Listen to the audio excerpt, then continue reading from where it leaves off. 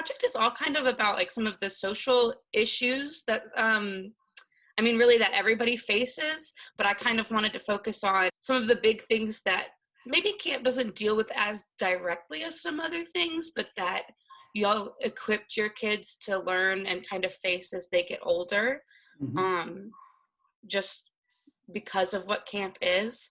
So can you tell me a little bit about Camp Twin Lakes and like what y'all's mission is, what you guys do?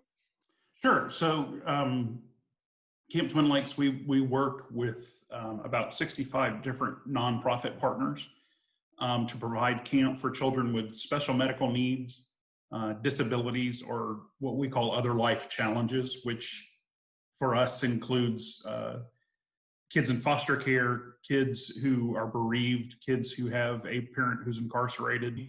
We do camp, of course, in a regular time. We do, of course, our summer camps, which are week-long programs, and then we do a lot of family weekends and teen retreats and that kind of thing year-round. So we operate year-round. Basically, 48 weeks of the year, we're doing something. Yeah. Typically. We actually we'll be developing a third year-round site. And that site specifically, part of the demand that we had was to keep engaging teens in our program and leaning into mental health. Okay. More strategically in an effort to, for us, partly to improve our own programs, the programs we currently do, because we're seeing mental health issues, of course, across the board, right, of our populations. But leaning into that a little bit differently, because we do believe camp can help in those situations, whether it's isolation, whether it's, being part of a marginalized population. All of our kids experience that. Right.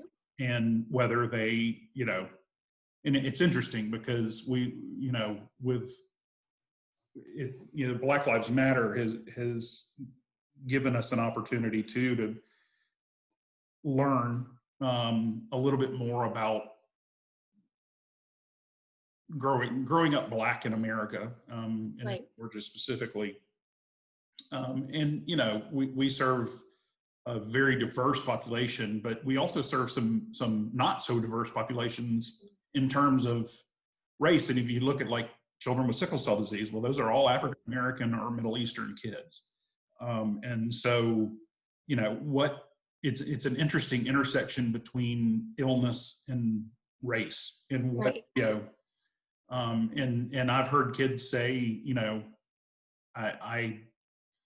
that they identify more with having sickle cell than they do with being Black, because they're marginalized in the Black community, in all communities. But it's just an interesting. But then others that say, no, I'm Black first, and then sickle cell. So that's part of their identity. Yeah, it's an interesting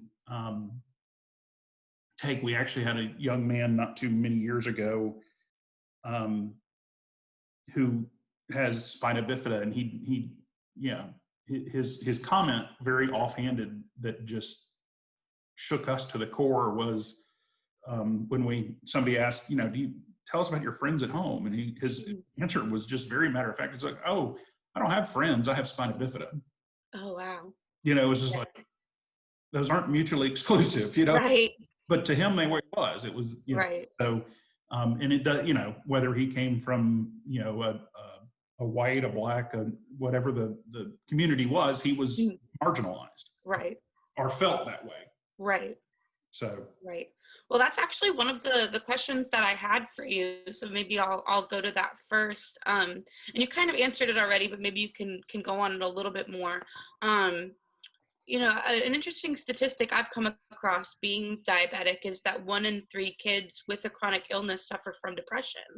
And one of the things that we're learning about in our class is that people who live in more rural communities are far more likely to also suffer from depression. Mhm. So what do you guys do, A, to reach out to some of those more rural communities, and B, to build a community within camp so that these kids feel more connected?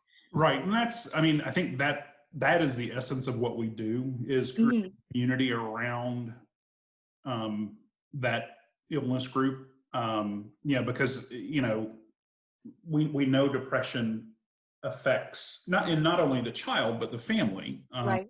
Families that have a child with a chronic illness are more likely to be divorced, more likely, to be impoverished, more like all of those things, all of those Right. markers. And I think for what we do, it's really about building the community around the illness group, so that a child that comes from a small community who is known as the child with diabetes, or known, Mhm. the kid with cancer, the kid with Right. diabetes, whatever it is, they're known that way at home. But when they come to camp, they're able to see that it sort of normalizes it a little bit, I think, Sure. and gives them, our goal is that it gives them support networks. Mhm. But it's just increasing those touch points, and Sure. able to help not only create a community, but sustain the community. I wanted to ask you about the camp values that you guys have. What do you think comes from teaching a kid something about um, courage, confidence, what are so leadership, those types of things? What do you guys do to teach your your campers some independence and some life Sure. skills in that sense? All of our programs at camp are intentional to lead to discussions about those things. Um, and there's some that are really obvious. If you look at courage and confidence and leadership, that's easy to talk about at the ropes course. Right. It's easy to talk about at some of the more adventure type programs, at horseback, at even biking to a certain extent. And what we try to do is, at the end of the day, what we're trying to develop in our kids is a growth mindset Okay. versus a fixed mindset. Mhm. And it's all encapsulated in going from I can't do that to I can't yet. Okay. I can't yet provides an opportunity to do it Sure. and to grow into it. And so, and you look at what the children that we serve live every day, and the fact that they're still functioning is proof that they're resilient. Mhm. Often they don't know the word, what that means, and they don't recognize it in themselves. Sure. And so I think all of these words are things that we uncover at camp. Mhm. It's not that we're creating courage for children. No, it's Sure. we're giving them opportunities to learn what courage is and how they exhibit it. Okay. And I think that's for us an important distinction. I talk a lot, and you've probably heard me drone on about, the kids we serve really are the strongest kids because of what they've had to live with. Sure. And with that comes a great responsibility for us to make sure that they see their potential. The kids that we serve can be game changers. Mhm. And even though society often sees them as weak, or the fragile, this, that, and the other, they're kind of victimized. And it's real easy for our campers to see themselves as victims. Mhm. And if we can take that and transition it to, I've been through this, whatever this is. It could be an illness, it could be a disability, it could be a life situation. And I have persevered, Mhm. which means I can do more. Uh, Right. I can solve the bigger problems because I've been able to solve this and live through this.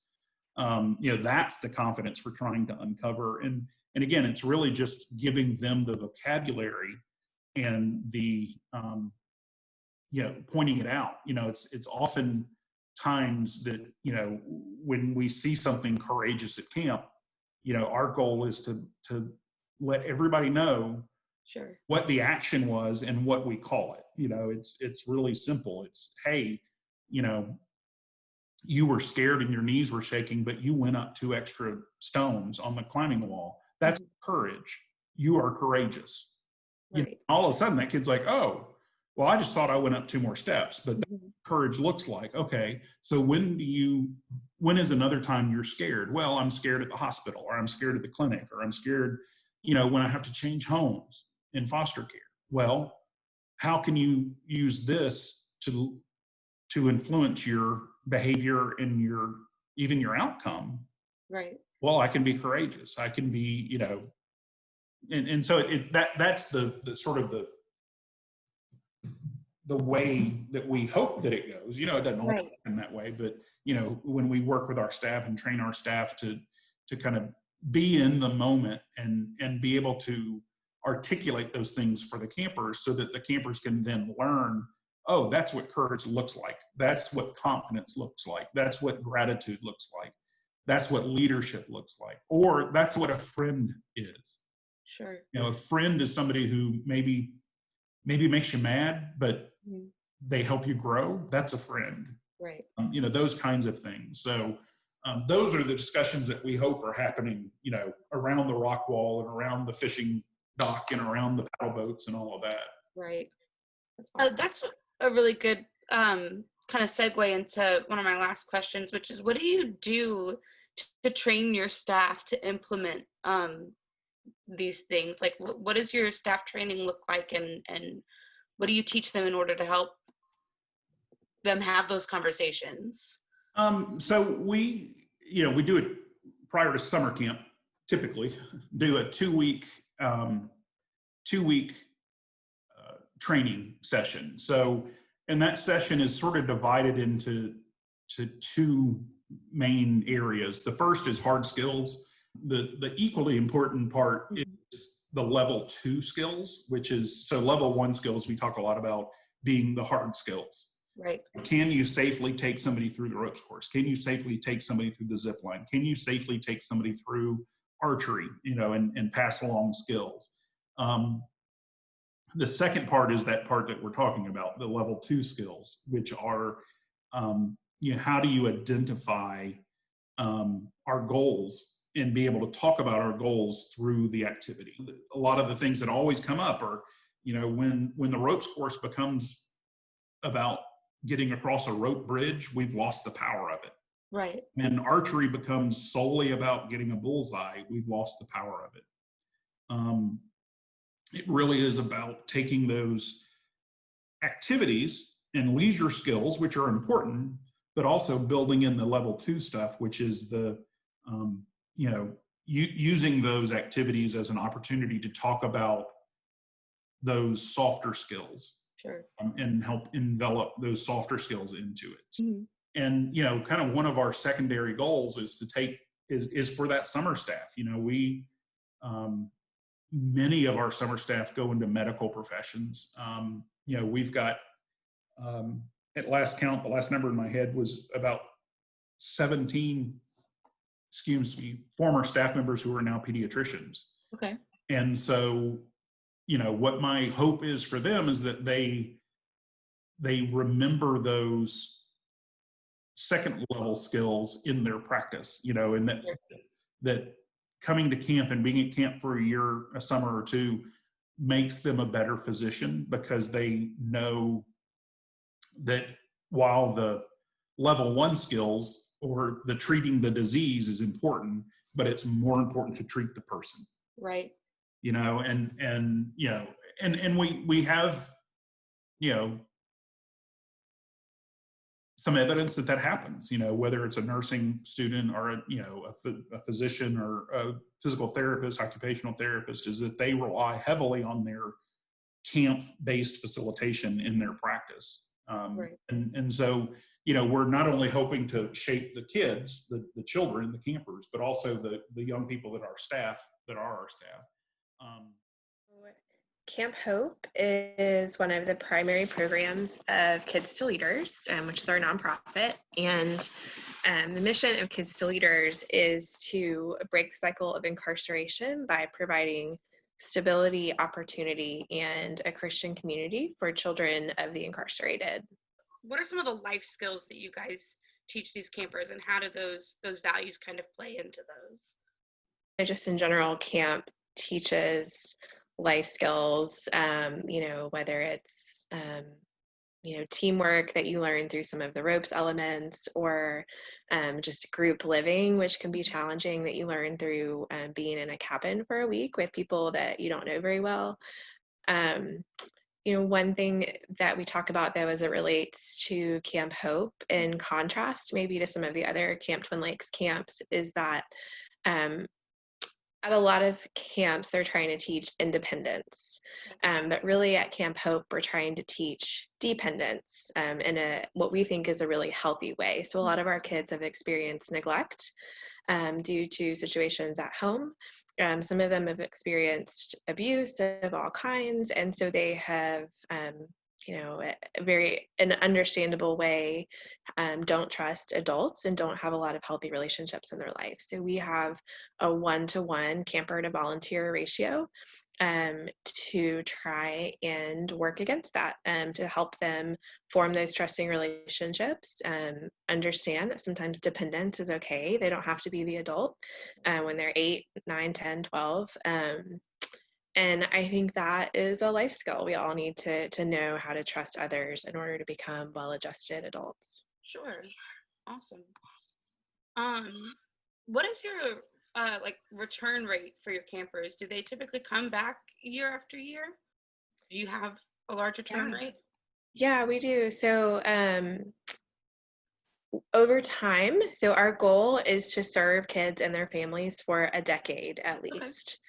We bring in kids at ages 8 to 10, and our formal programming lasts until 18, but really beyond. And we have a growing alumni community that we're working on finding better ways to serve, because we think it takes that long to really change the trajectory of a child's life. There are a lot of organizations that'll swoop in and out, and there is good that can be done through that, but we want to be there over the long term. These are long-term relationships for us. So about 50 to 60% over the last 20 years of the kids who start Camp Hope year 1 will come for at least 7 to 8 of those 10 years. About 50% have completed the decade of programming. That's amazing.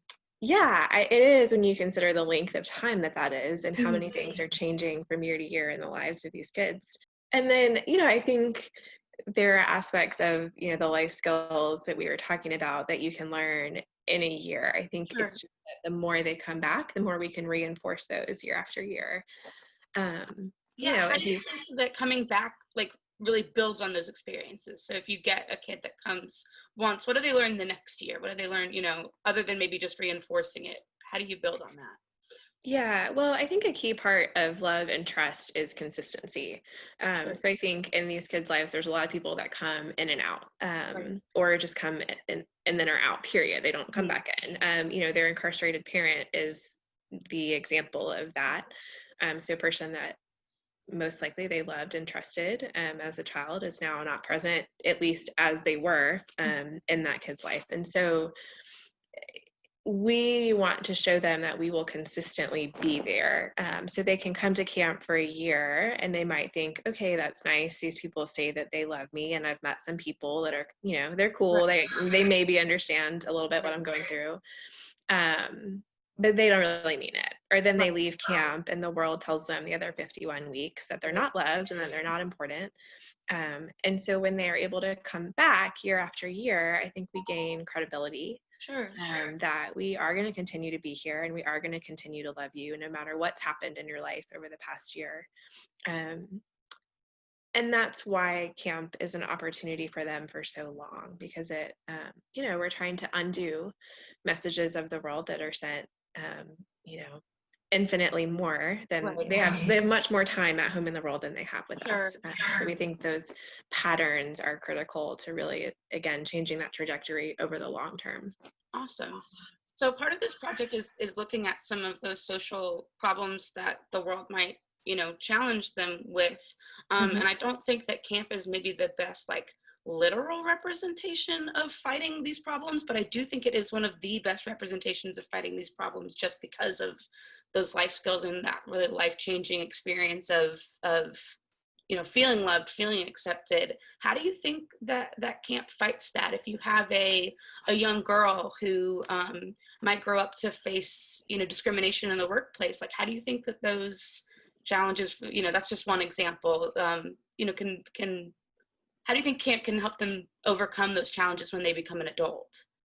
Mm-hmm. That's a good question. Well, I'll say first that our programming isn't exclusively camp. Right. And so we have retreats for families, we have year-round family support services, we have financial assistance, we have a job training program for high school students. So, and I say that because you specifically mentioned the workplace, and we do have a whole program platform tailored to that. But I know your focus is on camp, and I think that camp does address some of the challenges that you're referring to. I think first and foremost, camp generates community, like we talked about. And I think being part of a community where you're loved and accepted helps youth to understand their value. And at Kids to Leaders, we have a Christian worldview, so we feel like they have value because they're loved by God, but also they're loved by this community. And I think that helps with self-esteem and self-worth that is lacking in a lot of youth and a lot of people, especially in youth. And I think when you have that self-esteem and that confidence that's built up by this supportive community, when you face whatever challenge the world throws at you, whether it's, racism or, being overlooked maybe because you're a woman in the workplace, whatever these worldly things are that we know exist, you know your value. You already know that you're loved by the Lord. You already know that you're loved by this community or by your peers or by these mentors that you've had at camp. And so that doesn't mean that it's not challenging, but I think without that firm foundation of confidence and love and self-esteem, those things are much, much harder to overcome. Awesome. And yeah, I mean, definitely I want to focus on some of what camp is doing, because that is kind of the focus, but also through those organizations that camp does. Your organization it still fits into that camp. What you guys do outside of literally the camp thing is it's still the values of camp that you guys are teaching around and things like that. So yeah, that's definitely absolutely. What is y'all's like going more back into Camp Hope specifically? What is y'all's plans for your adults as far as like wanting to? Have you guys looked at the prison industrial complex or like anything specific to Camp Hope with that parent that's incarcerated, and either trying to keep your children from following that cycle, or for helping those families, or what do you guys do as far as that parent that is incarcerated? Do you do anything with that specifically in teaching either the child or the family? Yeah, that's a good question.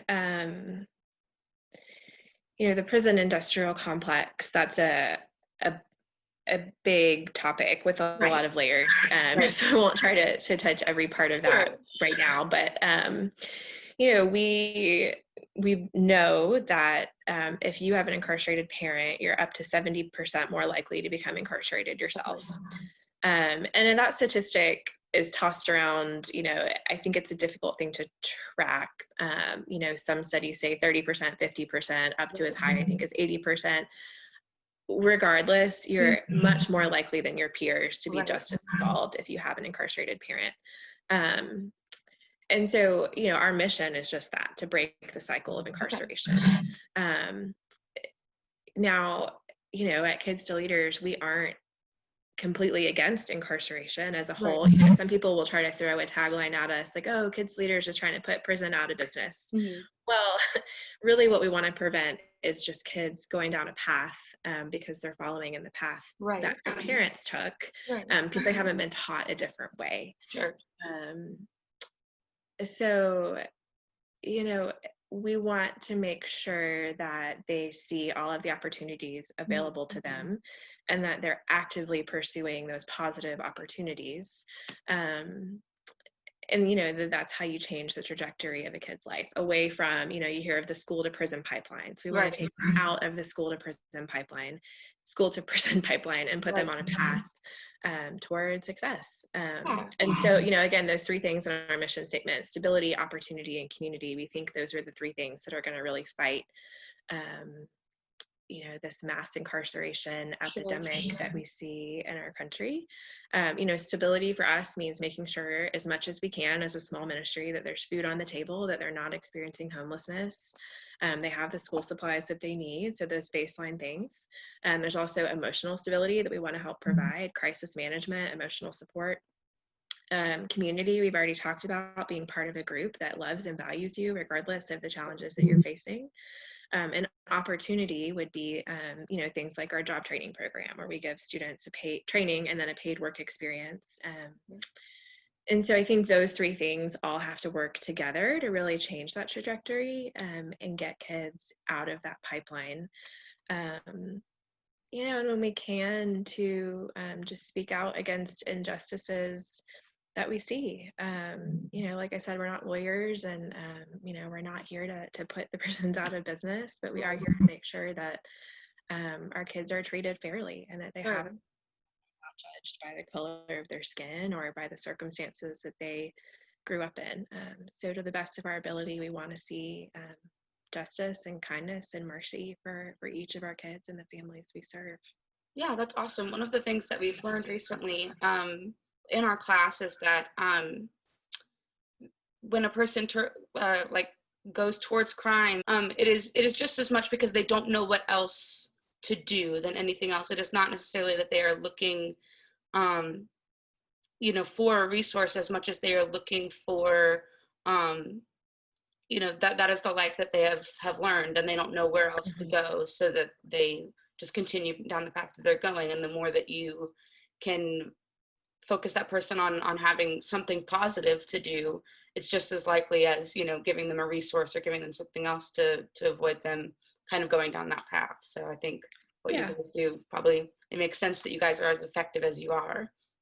Yeah, absolutely. Yeah, I think that's right. I mean, we were founded on, one of our founding principles was a scripture in the Bible that says, "How can I know unless someone teaches me?" Right. And I think regardless of your beliefs, that principle is true, right? We all have to be taught. We're not born knowing what path to take. And so, even in the most lighthearted sense, we can all see how we follow in the footsteps of our parents, just with our preferences or, our family culture. And in many, many ways, that's a really beautiful thing. And sometimes it creates challenges. And so, I think,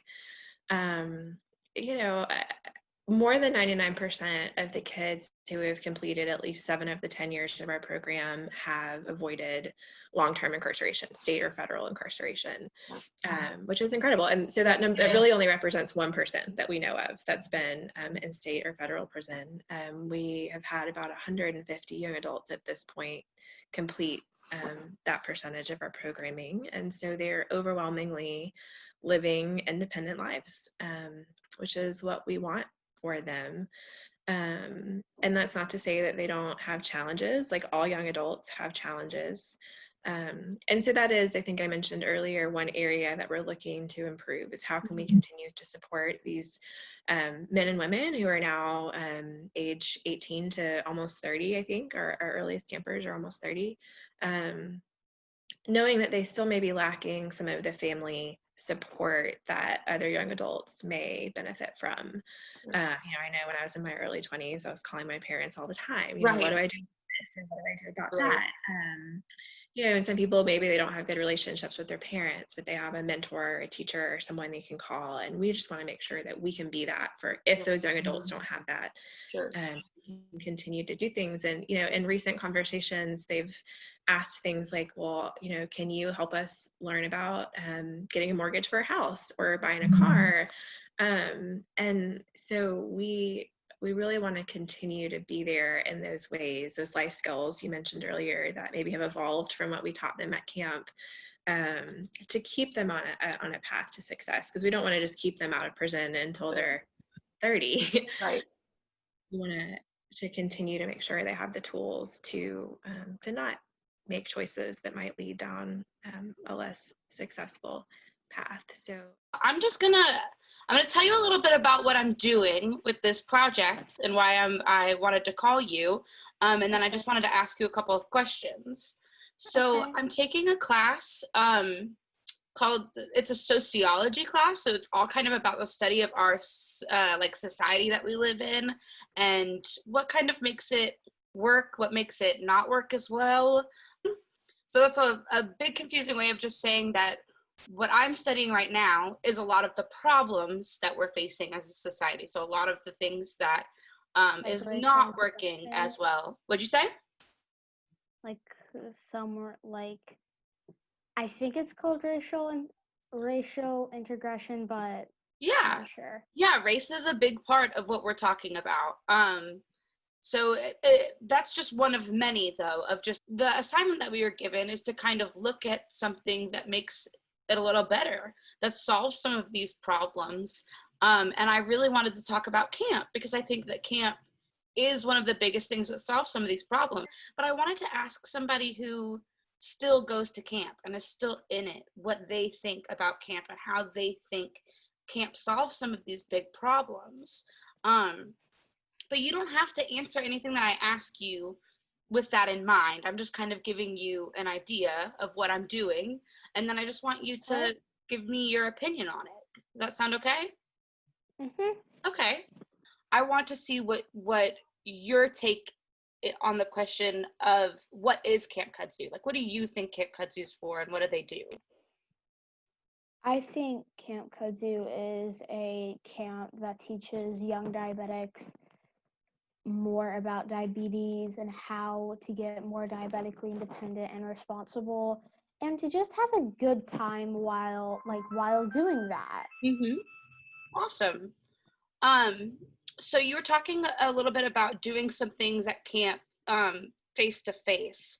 What does it mean to you when you get to go to camp? Like, you can go do a rock climbing, well, maybe not a rock climbing wall, but let's say you could go to the pool with any of your friends, right? How is it different going to the pool with a whole group of diabetics? Just be with a couple of friends or people to actually where we can understand each other and be like, oh yeah, I gotta get out of the pool because I gotta check my blood sugars and that type of stuff. It makes me feel, I don't know the word for it, but it makes me feel comfortable or like happy to blend in with some other people and not just non-diabetics or diabetics. It makes me feel in my comfort zone that I can have a couple of friends that still have the same condition as me, and I wouldn't have like that we wouldn't deal with some other things that other kids without diabetes would have to deal with. Sure. Awesome. That's great. That's a great way of putting it. I agree with everything that you said. Do you think that at camp, so obviously at camp you learn something about diabetes, right? Yeah. Do you think that you learn anything just about being a person or about anything that's not diabetic? What do you think, what kind of skills do you get at camp, or what kind of other learning outside of diabetes do you think you get there? I learned how to build up my strength because there's a lot of physical activities like paddle boating, which like helps your legs, and like archery is one of my big things because just a couple years ago it's like, oh, what's archery? And like when I went to camp and it's like, oh, this is what's archery, and now I've got a couple bullseyes and it's like, yay. That's awesome. How does that make you feel, like when you can tell people that you've done this cool thing, like that you got bullseyes at archery? It would make me feel happy, like not to be like have bragging, like not to be bragging, but it feel like, hey, I did this, and maybe I could teach you like how to do it. Yeah. Yeah, awesome. If you feel like you are teaching somebody like that, maybe that's, leadership. You learn to be a leader, you learn some confidence, right? Is that safe to say? I don't want to Yeah. put words in your mouth, but that's just what I'm hearing what it sounds like. Yeah. I want to give you kind of a scenario. I want to talk to you about one of the problems that we've discussed in our class, and I want to If you think about through the lens of camp, I want you to describe maybe how you feel about that or what you would do about it. So first I want to ask you, have you given any thought lately about what you might want to be when you grow up? Me and my dad just talked about this yesterday. I wanted to I wanted to go into the medical business, like medical field, but I also wanted to take part in the USA's military. And I was like, what if I just become a military doctor? There you go. Okay. So that sounds like a really good goal and a really awesome thing for you to strive for. Let's say that as you were working towards that, or as even maybe as you were doing it, someone told you that you either couldn't do it or that maybe you were going to be paid less for doing it because you're a girl. How does that make you feel, and what do you think that you would do about that?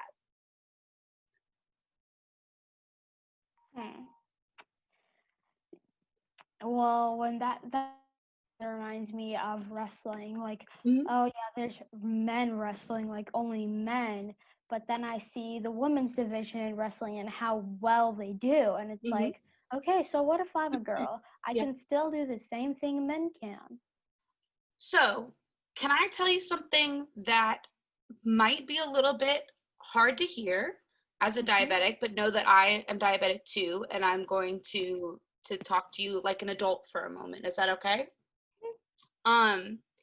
Did you know that 1 in 3 people, like 1 out of every 3 people with any kind of chronic illness, so that could be diabetes, that could be anything that you're dealing with like constantly, that 1 in 3 people with chronic illness also suffers from depression. Did you know that? Does that make sense to you? Why do you think that makes sense? Well, It's a hard question. You can take a second.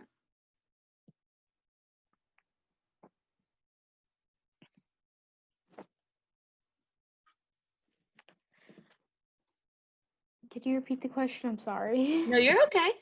And if you don't feel comfortable, you don't have to answer, okay? But it's just something that, something that we've talked a little bit about, and something that I feel pretty strongly about. So I just wanted to know why you thought that that made sense, that 1 in 3 people with any kind of chronic illness might have depression. Like if someone if someone were to judge you, depending on like the type of condition you have, that might make you feel like, oh yeah, I doubt myself and all that stuff. Yeah. That might make you feel depressed. Yeah. Yeah, it could. I'm sorry, I didn't mean to make you emotional. Yeah, it's fine. I wish I could give you a hug right now. But you're very strong for telling me about that and for telling me how you feel about it. It is hard, right? That's a hard statistic. That's tough to think about. Especially, and I know you're young, but I don't want to make it sound like it's not something that young people go through, because it is. If you're young enough to deal with diabetes, you're young enough to know everything that, or if you're old enough to deal with diabetes and start to take on some of that, you're old enough to kind of deal with everything that comes with it, right? So what do you think? This is kind of, I think, the main idea of what I want to get across in this video. What do you think that camp does for somebody like that? Like camp, because I'm talking about all camp here, and obviously Camp Kudzu, but there's camps at Camp Twin Lakes for kids with cancer, camps for kids with like Camp Braveheart. So yeah, Camp Twin Lakes has lots of lots of different camps that come through there, and I think that all of them are important. And since the statistic about depression affects all people with chronic illnesses, what do you think camp does for those kids? Do you think that that helps? I think it inspires people to like go beyond like, oh, I don't care what you say if you judge me or not. I'm proud of my condition, and Yeah. it's not something that I should be ashamed of. Yeah, absolutely. A lot of what we're talking about in this class too is not only we're not just talking about people with chronic illnesses. Also talking about how people that live in very rural areas, so areas where they live very spread out and not near anybody, how people like that are actually more inclined to be depressed as well because they don't have any community.